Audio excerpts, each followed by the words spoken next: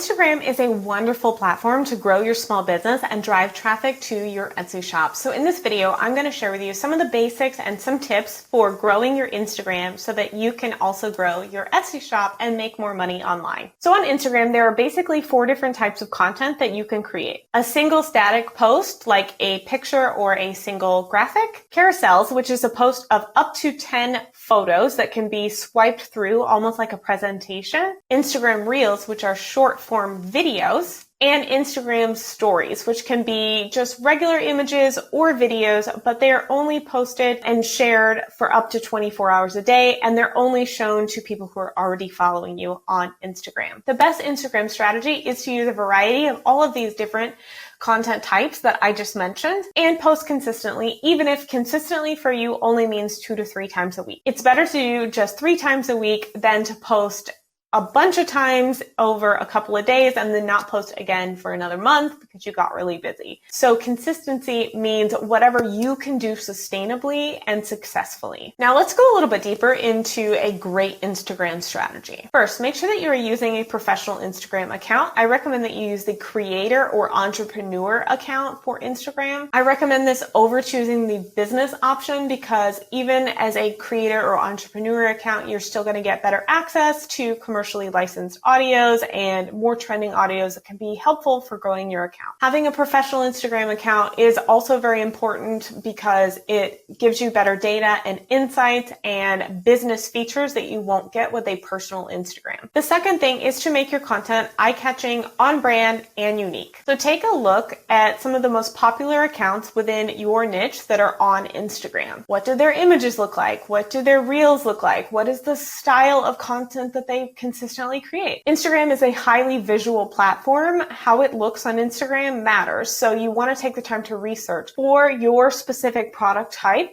What is the type of content that people respond to? You want to make sure that everything that you post on Instagram is consistent and on brand. A mistake that I see a lot of business owners make is that they mix personal photos with their business products and valuable educational content. And the problem with this is if it's too personal, your audience can get confused and they don't really understand who the account is for and why they should engage with it. Now, a little bit of behind the scenes content where you connect your business to the personal, real life human, that's you, behind the brand, is a good thing.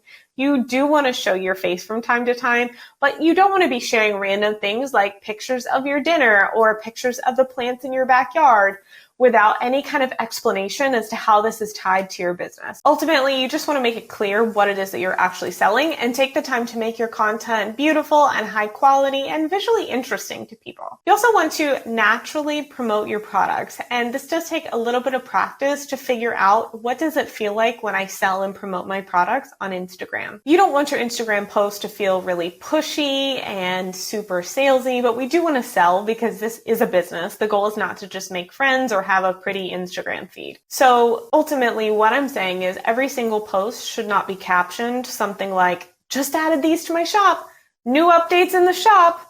This is not very interesting to people. You want to have a more balanced and natural mix of content where you say things like, I helped this client find this special gift for her dad's birthday. See, that's a story that you're telling and it relates to your business. You're talking about your products, but you're not just saying, go buy now. You can also talk about what you're learning, what's coming up for the season. What are your favorite seasonal things? What are some tips that you can share as it relates to your product or your niche? It's not just about selling products when it comes to social media. It really is about building relationship with your audience. So you have to go deeper than just added to my shop, go buy now. Your social media followers should want to buy from you because they like you, they find your products interesting, they are excited because of what you've shown them on social, not just because you've told them you have products available. People also buy from people. They don't just buy products, they buy products from brands that they trust. They want to know about the person behind the brand, how the brand got started, why you're passionate about your particular products, how you make your products, what's unique about your specific process. And some people may not feel all that comfortable sharing that much about themselves. So there are ways that you can do this without constantly showing your face or sharing a bunch of personal details. You really want to center your brand in the middle, but attach yourself to it. You can share what some of your interests are, share what you do on a daily basis that is related to your business or what you're most excited about, why you started your Etsy shop. And you can do this either through videos and images where you show your face, but you also don't have to show your face.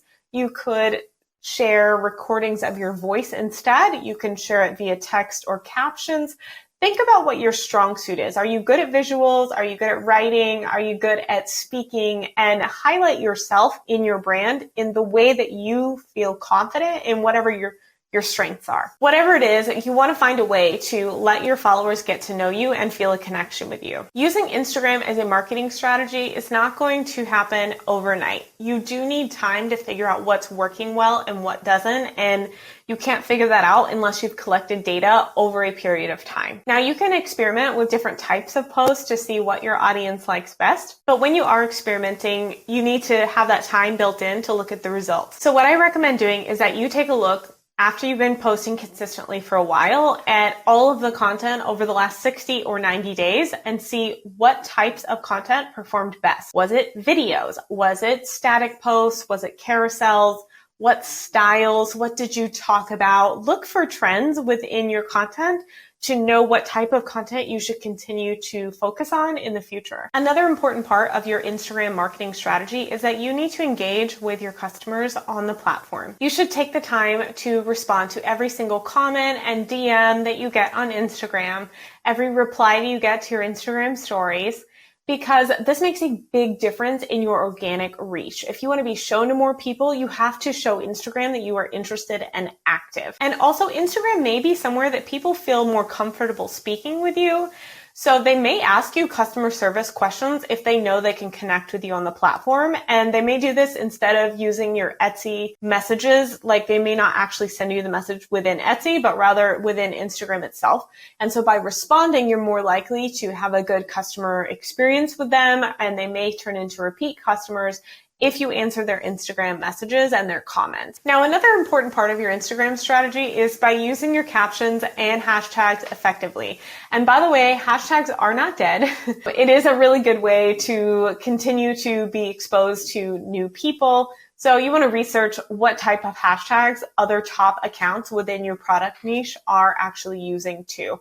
And don't be afraid to mix and experiment and try different hashtags. Captions are a way that, you can branch off of whatever message you're conveying in your image or video. So a caption is a great place to lay out specific instructions like how to buy something, how to use your digital product, tell your story of why you created the product, just go more in depth on tips or whatever you're talking about in your visual content piece. And then finally, you also want to use call to actions at the beginning or the end of every single caption, every single Instagram post. A call to action is where you tell people what you want them to do next, like shop now, my shop link is in the bio, which one of these is your favorite, do you have any questions?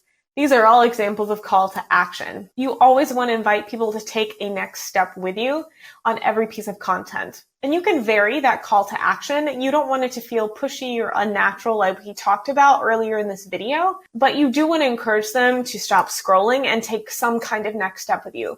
And that doesn't always have to be to buy. So maybe your call to action is sometimes to comment on your posts, and maybe they tell you their favorite thing or their favorite season or favorite food. You can also ask them to engage in polls on your Instagram stories. You can ask them to save posts.